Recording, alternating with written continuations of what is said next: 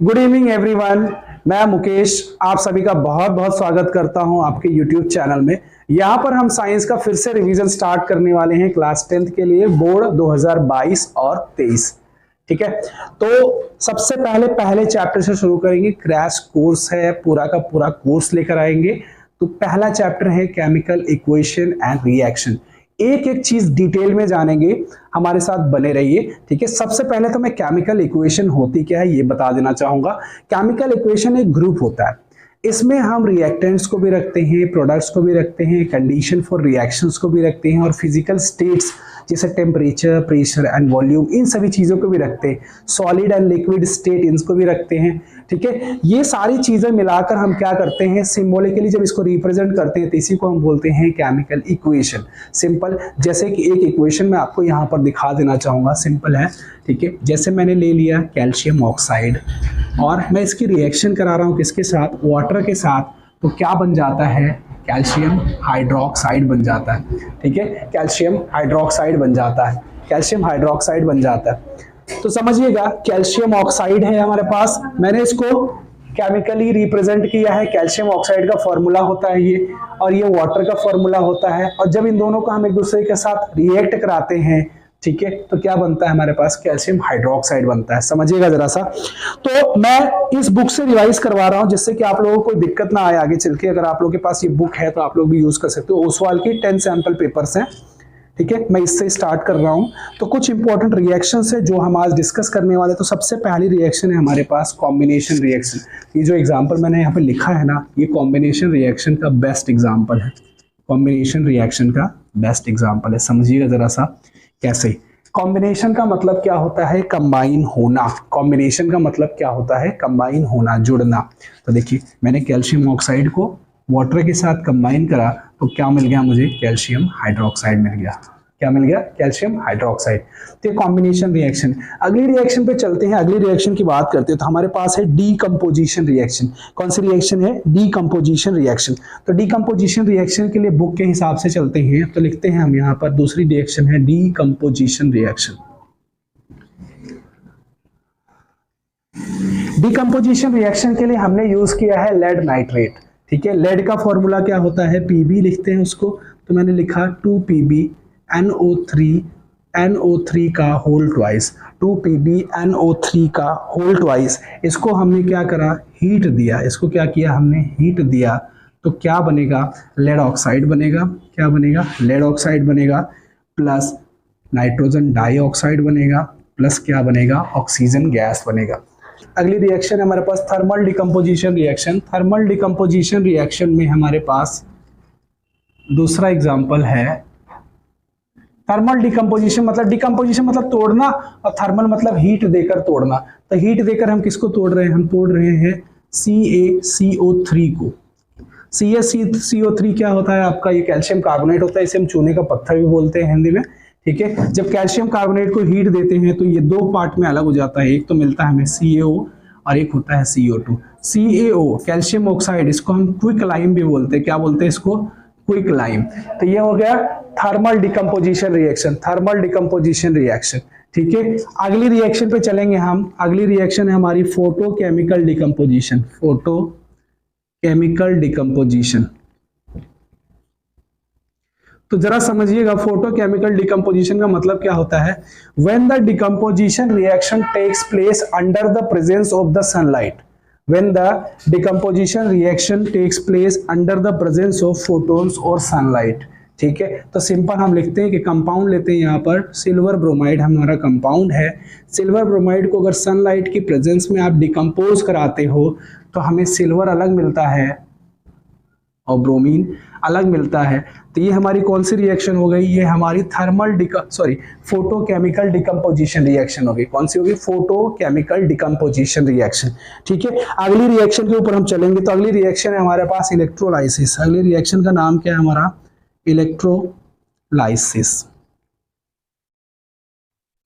Electrolysis में क्या होता है, when the decomposition reaction takes place in the presence of electric current. Electric current की प्रेजेंस में अगर डिकम्पोजिशन रिएक्शन होती है तो उसको हम क्या बोलते हैं, इलेक्ट्रोलाइसिस बोलते हैं। ठीक है।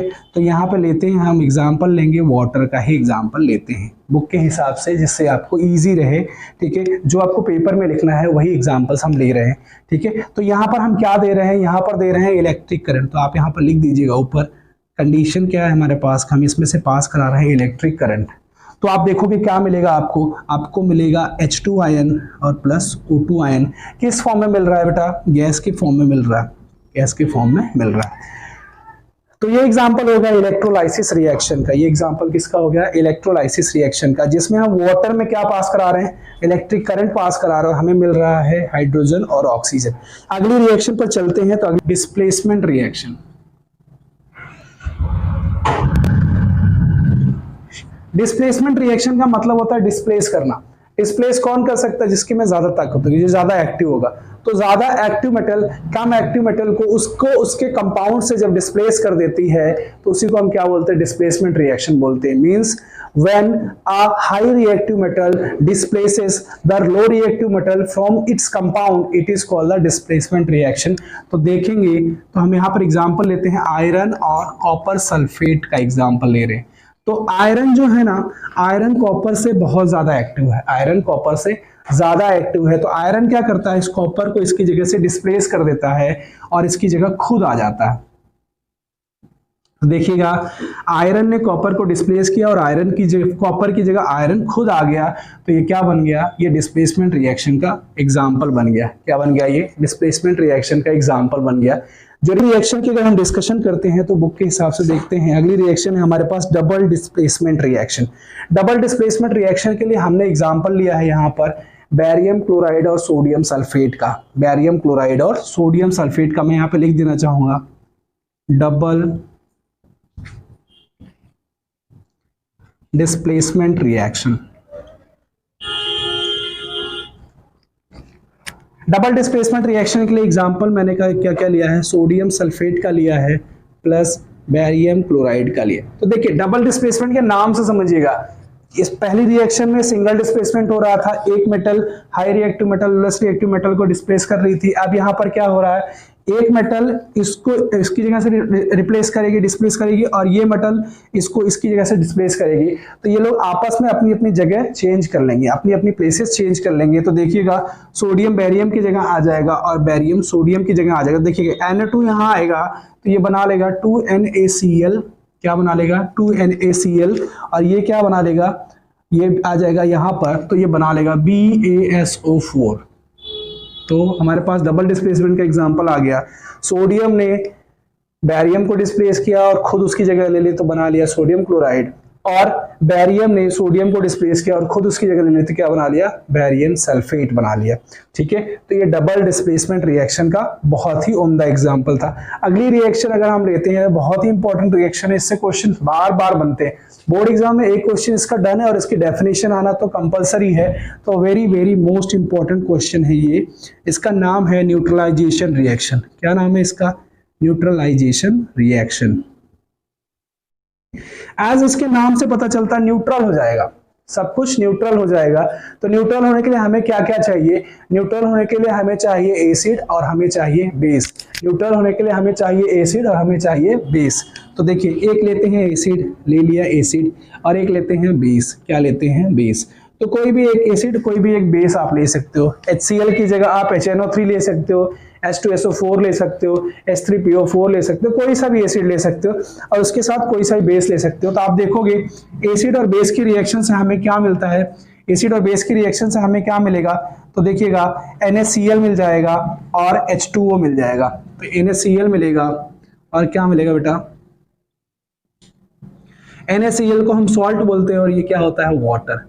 तो न्यूट्रलाइजेशन रिएक्शन की अगर हम बात करते हैं, अगर हम न्यूट्रलाइजेशन रिएक्शन की बात करते हैं तो हमारा बाय प्रोडक्ट क्या क्या मिलता है हमें, सॉल्ट और वाटर। क्या क्या मिलता है, सॉल्ट और वाटर। तो ये न्यूट्रलाइजेशन के रिएक्शन के एग्जांपल हैं। ठीक है, अब कुछ एग्जांपल्स ऐसे हैं जो बोर्ड एग्जाम में पूछे गए, मैं फटाफट क्विक डिस्कस करना चाहूंगा, टाइम की कमी है थोड़ी सी।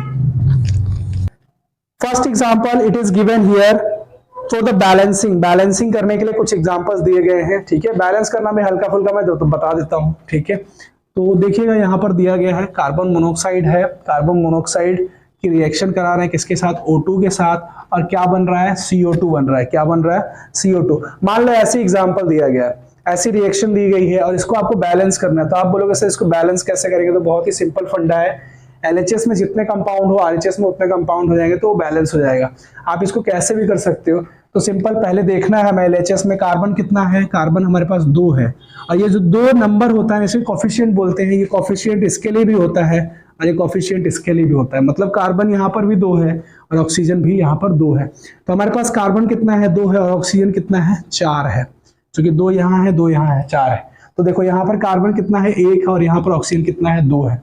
अगर हम यहाँ पर 2 से मल्टीप्लाई कर देते हैं तो क्या बन जाएगा, 2CO2 बन जाएगा, तो हमारा रिएक्शन यहाँ पर बैलेंस हो जाएगा, सिंपल है। तो ये आ गया 2CO2। ठीक है, ऐसे कुछ एग्जांपल्स लिख देता हूँ, आप लोग इसमें डिस्प्लेस करके ना जगह बदल के या फिर कुछ और करके चेक करते रहना, चेंज करते रहना। और कुछ इंपॉर्टेंट एग्जांपल्स हैं जैसे कि H2 gas formation. H2 gas formation, H2 gas कैसे बनती है, तो सिंपल है, मैं बता देता हूं। ठीक है, किसी भी मेटल प्लस एसिड की रिएक्शन से सॉल्ट प्लस H2 गैस मिलती है। क्या मिलती है, H2 गैस।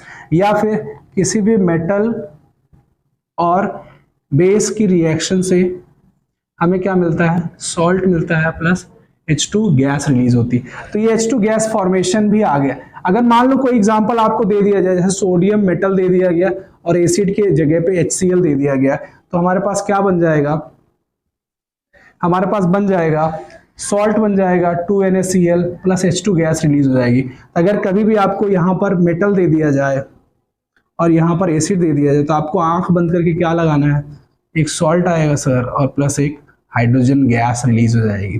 तो हाइड्रोजन गैस फॉर्मेशन की बहुत ही इंपॉर्टेंट मेथड है। कोई भी मेटल आ सकती है और कोई भी रिएक्शन, कोई भी मेटल और कोई भी एसिड आ सकता है यहाँ पर।